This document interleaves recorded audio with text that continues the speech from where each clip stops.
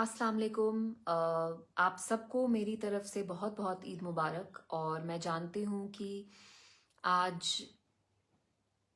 इस वक्त जो माहौल है, it's been quite depressing. Ramzan का जो पाक महीना होता है हमारे लिए, मुसलमानों के लिए थ्रू आउट द वर्ल्ड, ये इबादत का महीना होता है जहां आप कॉन्टम्पलेट करते हैं, सोचते हैं, इबादत करते हैं। लेकिन इस महीने हमने देखा कैसे ईरान में जो हमारी मुस्लिम उम्मा है वो ईरान में हो, गाजा में हो, लेबनान में हो, कैसे बच्चों को मारा गया।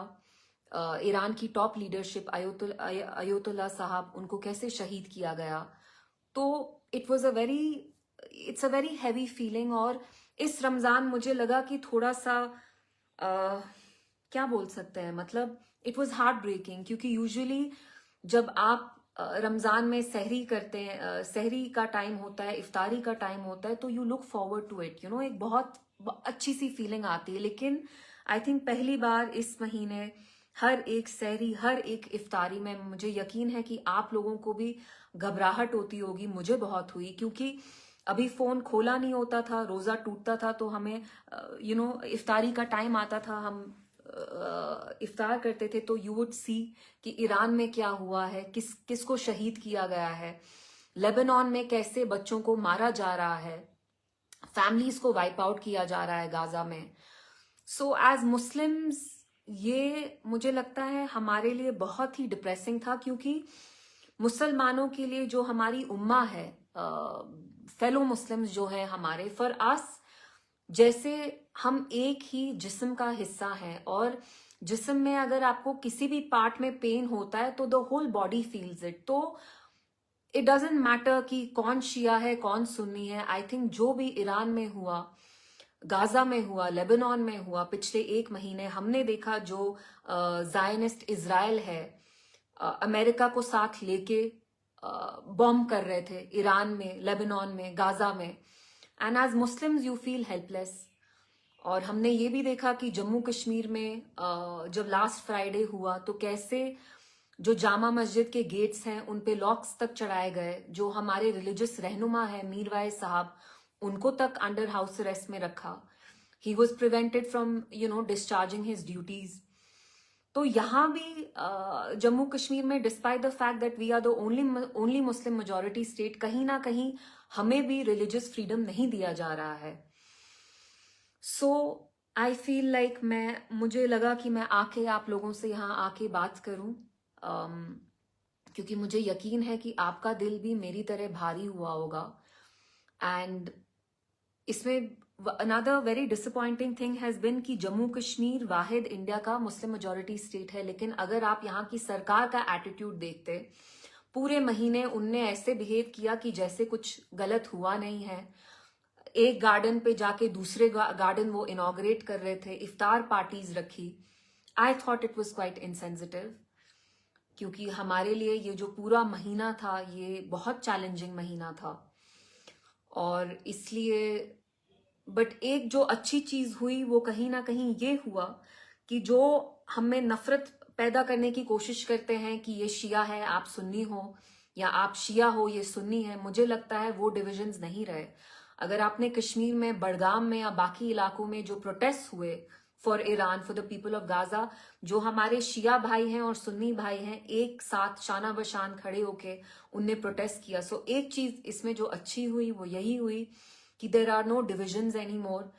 And today I know that all of us feel very strongly, we support Iran. It doesn't matter कौन शिया है, कौन सुन्नी है। मेरे हिसाब से जो ईरान ने जिगरा दिखाया, वो जो इतनी बड़ी मुस्लिम कंट्रीज हैं जो नाम में मुसलमान हैं लेकिन प्रैक्टिकली वो मुसलमान नहीं है, वो जीसीसी की कंट्रीज हो, वो कुवैत हो, वो सऊदी हो, वो कतर हो, ओमान हो, so they're Muslim only in name. So I wanted to come and speak to everybody, क्योंकि ऑनेस्टली इस साल दिल नहीं कर रहा है। वरना रमजान के बाद जब ईद आती है तो एक खुशी का माहौल होता है, आपका दिल हल्का होता है, पूरा पूरा महीने आपने इबादत की होती है। अल्हम्दुलिल्लाह हमें एक मौका मिला इस महीने रोजे रखने का। So I am grateful for that, अल्हम्दुलिल्लाह फॉर दैट। लेकिन जो हमारी मुस्लिम उम्मा है उनने इस महीने बहुत सफ़र किया, वो ईरान में हो, गाज़ा में हो, लेबनान में हो। तो मैं आके यही अपनी जो फीलिंग्स हैं उनका मैं इजहार करना चाहती थी। और मैं ज़रूर कहूँगी कि इवन एज मुस्लिम्स, मैंने कल देखा हमारे यहाँ एक बहुत बड़े क्लेरिक हैं, तो उनने बिल्कुल अवॉइड किया ईरान पे बात करना। और जो ईद पे इस वक्त जो खुतबा भी हुए और जो खुतबा दिए हमारे बहुत सारे मौलवियों ने, तो उसमें जैसे हजरत बल कल महबूबा जी गई तो वहां के जो मौलवी हैं उनने ना ईरान का जिक्र किया, ना गाजा का जिक्र किया, ना लेबनान का जिक्र किया। तो आप खुद समझ सकते हैं कश्मीर में कितना खौफ पैदा करने की ये कोशिश की जाती है कि पॉलिटिशियंस का, ठीक है शायद आपका ये आर्ग्यूमेंट हो कि पॉलिटिशियंस बात नहीं कर सकते ऑन रिलीजियस मैटर्स, लेकिन जो क्लेरिक्स हैं, जो मौलवीज हैं, उनको तक आपने इतना डराया है कि ईद के दिन, खुतबे के दिन जब उनको इसके बारे में बात करनी चाहिए वो बात नहीं कर रहे हैं। So this is very sad, ये बहुत अफसोस की बात है, क्योंकि जैसे मैंने कहा जो मुसलमान हमारी उम्मा है वो कहीं भी हो दुनिया में, वो गाजा में हो या ईरान में हो, कोई शिया हो या हमारा सुन्नी भाई हो, अगर उन पे कोई